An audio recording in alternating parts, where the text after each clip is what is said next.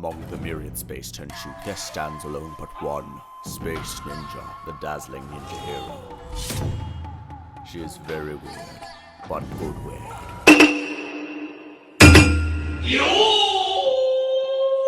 RAPPA was born in Laboratory 17, one of the many labs devoted to research under the Genius Society member Dr. Primitive. Simply put, he's a scientist who wants humanity to go back! I want to be monkey!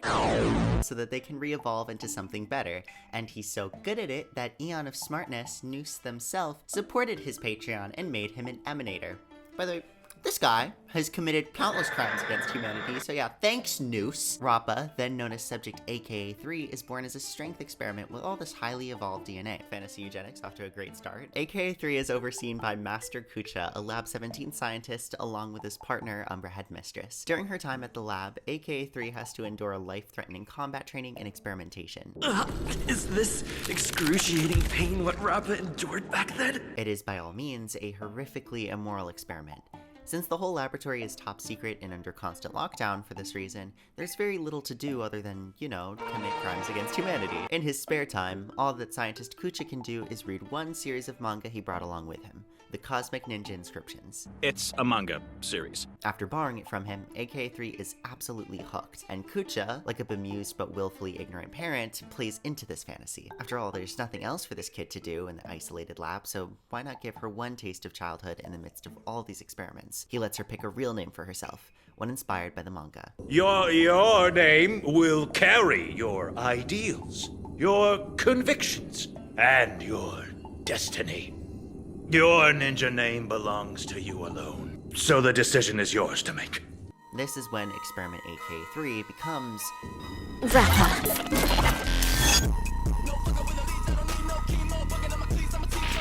In the isolated 17th Tenshugaku of the evil ninja Osaru, one ninja is raised diligently under Master Kucha and Umbra Headmistress.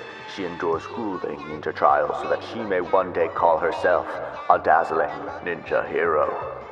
RAPPA is a pun on three words. First, the Japanese kanji ra, disorder or riot, and pa, waves, put together to mean spy or thief. Specifically, RAPPA were a Sengoku-era ninja. It's said that these ninjas served under the Hojo clan, infamously adept at guerrilla warfare. It's also a reference to parappa, which means paper thin in Japanese and is the name of a 90s PlayStation rapping game, whose core mechanics are used for RAPPA's music event. Got the funky flow.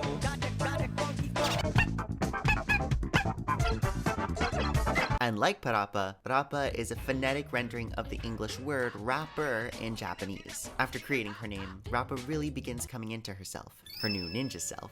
She reframes her grueling experiments as ninja trials she must endure. It's not torture or trauma anymore, it's now ninja training. As the training ramps up, Master Kucha wants to inject RAPPA with a mimetic virus. Injecting her with it will essentially soft lock her brain. He's worried that she won't be able to stand much more experimentation, and hopefully this will improve her resilience to it. Umbra Headmistress thinks this is unnecessary and is starting to become suspicious of his motives. They inject her with the virus, but this only increases her obsessions with ninjas, not monkeys or training. In response to this growing uncontrollable obsession, AK-3 is transferred from Master Kucha to Umbra Headmistress. It's about time I clarify that these are not their real names. In the laboratory, they are known as Denisovan 75 and Ape 22. Out of a search forest function on an MLM naming basis where your title ranks up along the evolutionary path of monkey.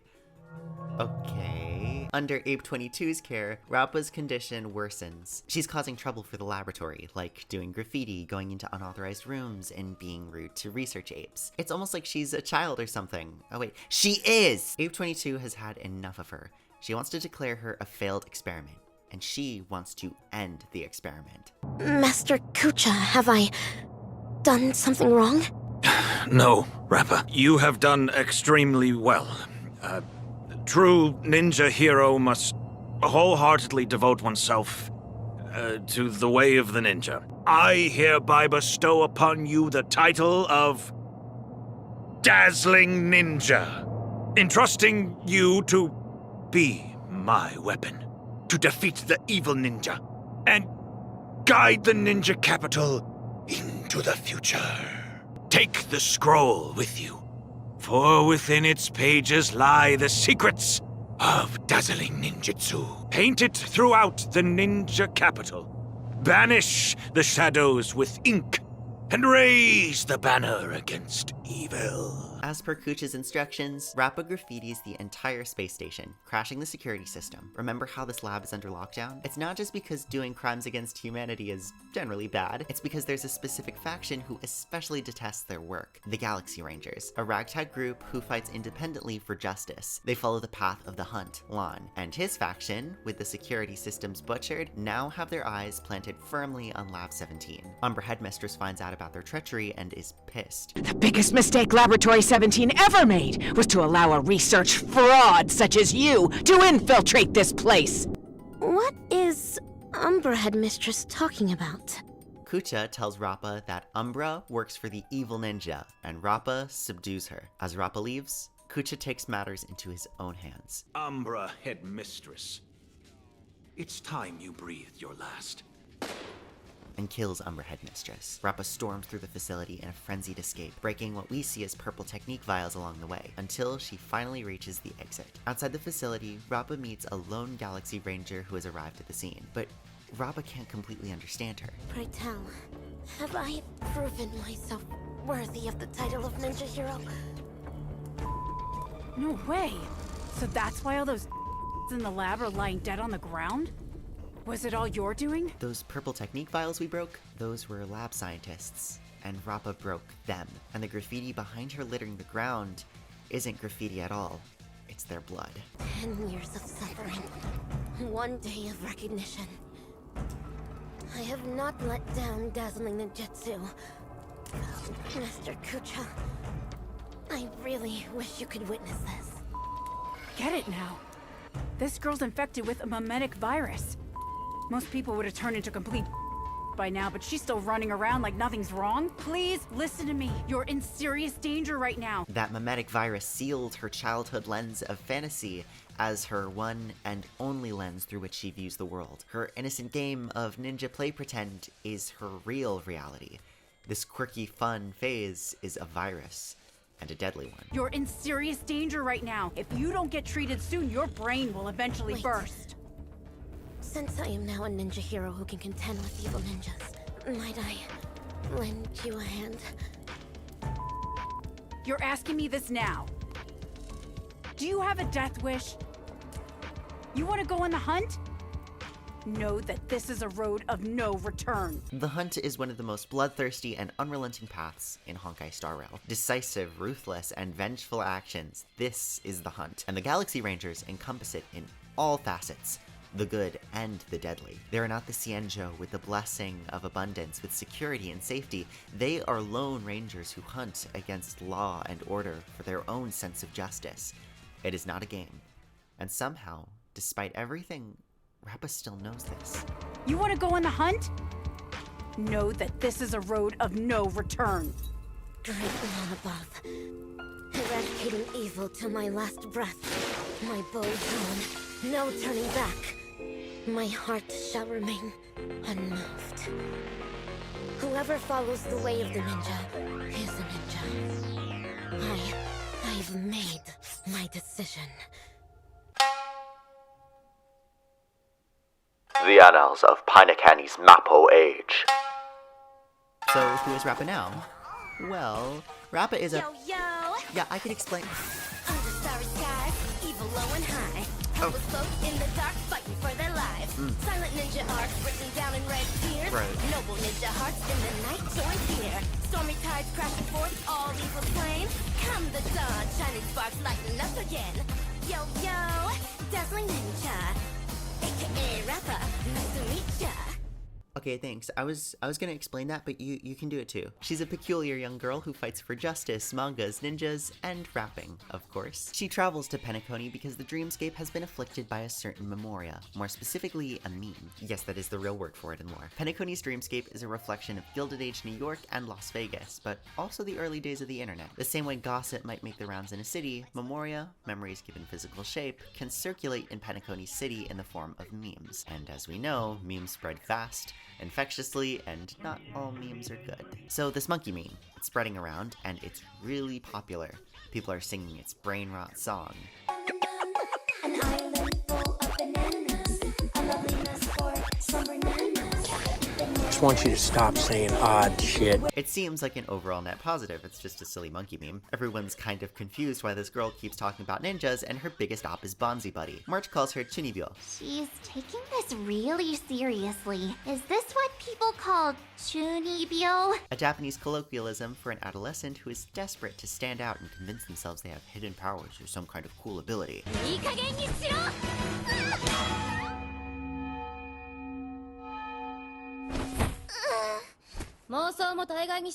It's cringy middle schooler delusions of grandeur. Funnily enough, I don't think this is a necessarily accurate understanding of Rappa. During the Penacony quest, she displays deep levels of empathy and maturity, even if she cannot communicate the same way others do or want her to. Like in this part. 0 points for turning in nothing! Wait, I just need some more time. I'm really sick and tired of seeing students like you. It's better to face reality and give up on this path sooner rather than later, Bana. Have you concluded your articulation, sir? If so, please cast your attention this way. Wait, what in the Bana is this? All Ninja Initiate Patissier needed was a little nudge. I willingly became her paintbrush to aid her in completing her training. If your decision is firm, don't hesitate to roar with conviction. Whatever it takes. I really need to earn my credits. That's cheating, Bana! Big head feeling. Educators impart knowledge, cultivate skills, and clarify doubts. But they must never deny any ninja initiate of their way of the ninja!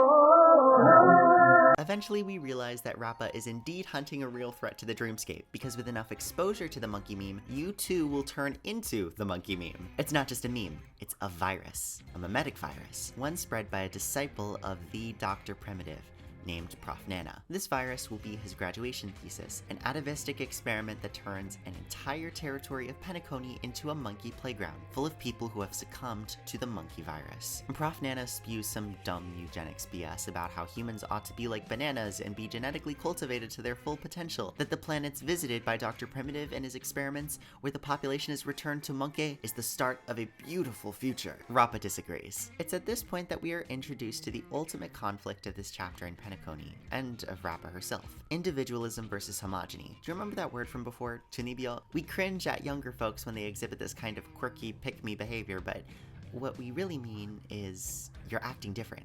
Why do you think you can act different? Let me show you what happens when you act different. Prof. Nana's goal is, in part, to create a mindless, homogenous society in Penacony where there is no individualism, only monkey. He does this by injecting a sort of viral dose of pop culture, a meme, a trend that he knows will spread. And it does because everyone wants to be on the latest trend, not just because it's fun, because you need to. March 7th is only able to communicate so well in the academia of Penacony because she keeps up with the trends. Slumber Nana Monkey likes goofing off and loves eating bananas. How do you know so much? From the campus group chat, of course. You'll have a hard time making friends at school if you stay out of touch. In the world of Monkey, what the f is a ninja? Rappa cannot communicate like anyone in Penacony. Hell, she can't communicate like anyone in the galaxy. Cease the shady evasion! I urge you to come clean now! You're evil Ninja Osaru's feedling chief, aren't you? Excuse me, dear student. Could you help me translate that? She has a completely unique experience. She underwent immense trauma and isolation, and her escapism, her ninja fantasy, it was her only lifeline for staying alive. Now that's a part of her forever, symbolized through the mimetic virus changing her brain chemistry. The trauma and the escapism, the lens through which she views the world, this will never change. And that's exactly what makes her win. The monkey mimetic virus, this meme, Rappa is immune to it. Since she's already been infected by this ninja mimetic virus, since she's already gone through all of her experience, she is completely unaffected by the monkey meme. And with her genuine memories, no matter how painful, those memories are real, and with those memories, she can snap anyone out of this monkey brain rot. Her uniqueness will wake me up.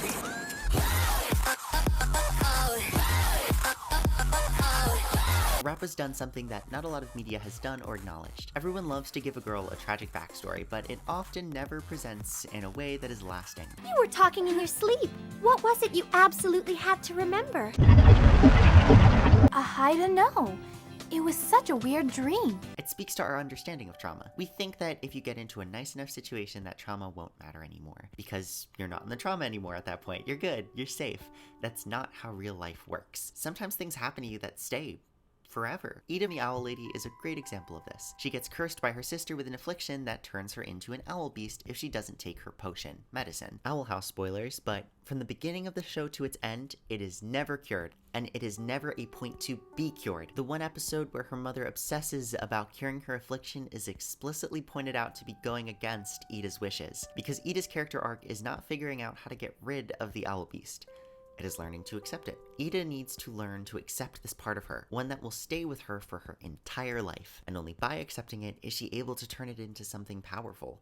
Is she able to live with it? Social media has a real problem with accepting anything that is different, especially on Instagram, to be honest. Have you ever looked at an Instagram comment section? If there is one thing that is different, if there is one thing that slightly goes against the beauty standard of social norms, you will find some pithy, ironic comment that points it out and makes fun of it. And whether you like it or not, there is this irresistible urge to see something different and wonder if other people saw it too. I think deep down, it's because we wonder, what would they say about me? What I just saw was different. What would they say about me if I let myself be different like that? Oftentimes, when a character is different, there is a character arc about accepting this difference. Sometimes it's themselves, sometimes it's family, sometimes it's friends. Will you tell me why you want to put yourself and Doug through this? You know how people can be. And if my own sister can't accept our relationship, what chance would I have with anyone else, right? Right. No! In a sick way, it's almost as if it's there to placate us by saying, don't worry, this is wrong. This is different. We know that. So we'll give you time to accept it by making the acceptance the narrative. And how uncomfortable that is for the viewer who sees themselves in that character. Your acceptance is something that makes the rest of the audience feel good, like they just donated to charity, that letting you live is charity. But there is another way. It is to show difference without explanation. Is it confusing? Good. When Rappa appears, she never explains why she talks the way she talks, why she understands the world as she does, or why she is different. She bursts headfirst into a world that did not expect her arrival. People are confused, but she never explains why she is. If you have been through trauma and have a different way of seeing the world, if you have a different voice, sexuality, gender, race, accent, there's this silent expectation for you to explain why you are different. But only by treating yourself as if you belong in the world by the very fact that you are already in the world can you actually be in the world. And to unabashedly be, without explanation, it's so shocking, it's so mind-boggling, that just that can wake people up from Monkey. Thank you for watching. If you'd like to support me, please consider supporting me on Patreon. There's lots of sick rewards, like appearing in my credits with a custom portrait I draw of you, or getting to pick my next video. I'm working hard to make this my full-time job, and with your support, I can. Thank you again. Slama.